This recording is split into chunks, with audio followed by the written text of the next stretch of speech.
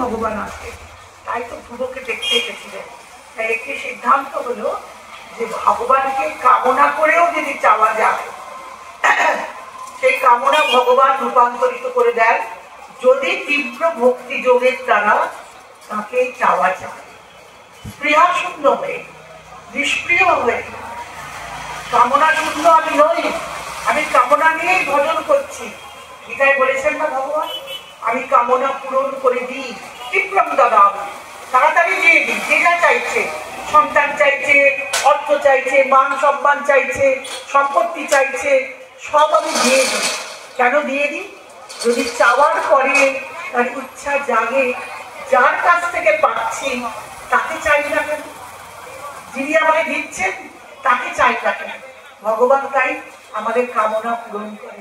তাই ধ্রুব উপাখ্যান থেকে আমরা পাচ্ছি যে কামনা নিয়ে ভজলেও ভগবান সিদ্ধি লাভ করা, ভগবত ভজন হয়, ভগবানের সাক্ষাৎকার হয়, ভগবানকে পাওয়া যায়।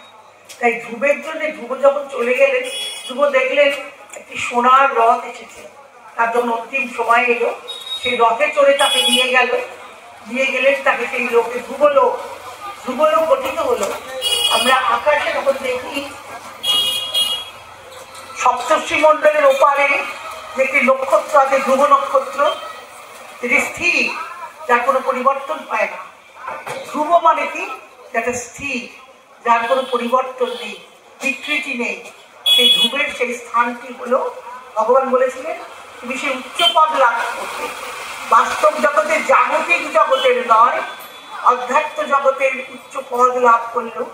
আমরা আকাশে সেই রাত্রির বেলায় সেই তারা দেখতে পাই, ধ্রুব নক্ষত্র, ধ্রুব সেই পদ লাভ করলো।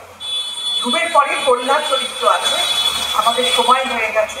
প্রসঙ্গ, প্রহ্লাদ নিষ্কাম ভক্ত, সেও বালক, হিরণ্যকশিপ অসুরের ছেলে, তিনিও হরিকে পেয়েছেন, হরিকে দর্শন করেছেন, তিনি সর্বত্রই দেখতেন হরিকে।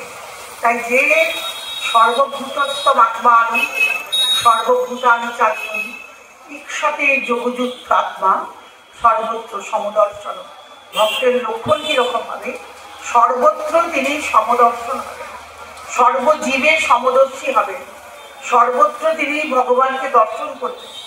সর্বভূতস্থ আত্মানু, সর্বভূতের মধ্যে নিজেকে দেখবেন, নিজের মধ্যে সর্বভূতকে দেখবেন।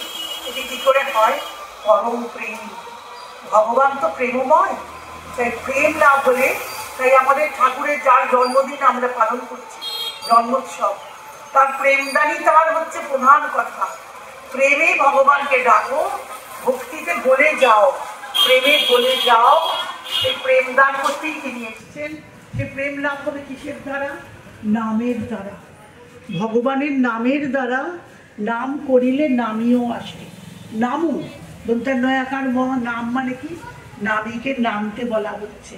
তাই ঠাকুর যে নাম দিয়ে গেছেন, 16 নাম চক্ষু সিদ্ধ মন্ত্র, মহাপ্রভু যা দিয়েছিলেন এই কলিজীবকে, তাদের সম্পদ দান করে গেছেন। গৌরের কৃপায় সেই দান আমরা আবার পেয়েছি ঠাকুরের কাছে। তারাই তো আসেন বারে বারে, তারাই নানা রূপে নানা নামে জগতে আবির্ভাব, শুধু মানুষের কল্যাণের জন্য। তাই যদি মানুষ জন্ম বলেছেন না ভগবান, দুর্লভ মানুষও জন্ম, দুর্লভ মানুষ জন্ম খুব দুর্লভ, সহজে হয় না। তাই পরে কি হবো জানি না, আগে কি ছিলাম জানি না, একটা মানুষ জন্ম যখন পেয়েছি, সেই জন্মটাকে জোশ করে সিদ্ধ করতে হবে। সিদ্ধটা কি? লক্ষ্যটা কি? মানুষ জন্মের অস্তিত্বটা কি? না ভগবান আছেন আমার মধ্যে, ভগবানকে আমি আমার অস্তিত্ব দিয়ে বহন করছি, তাকে তার সঙ্গে মিলিত, তার সঙ্গে মিলন। তিনি আমার সঙ্গেই আছেন, কোথাও ভুলে নেই। ঠাকুর আমার সঙ্গেই আছেন, পাশেই আছেন। আমাদের কথা তিনি শুনছেন না? অবশ্যই শুনছেন, এখানে উপস্থিত আছেন। এই প্রত্যয়টাই দেয় আমাদের ভক্তি যোগ, গভীর প্রত্যয়, অবিকল্প বিশ্বাস। ভগবান আছেন, আমার সঙ্গেই আছেন, তিনি থাকেন, আগেও ছিলেন, এখনো আছেন, আমার দিকে চলে যাবার পরেও আমার সঙ্গে থাকবেন। এই হলো বিশ্বাস। ভাগবতী কথা।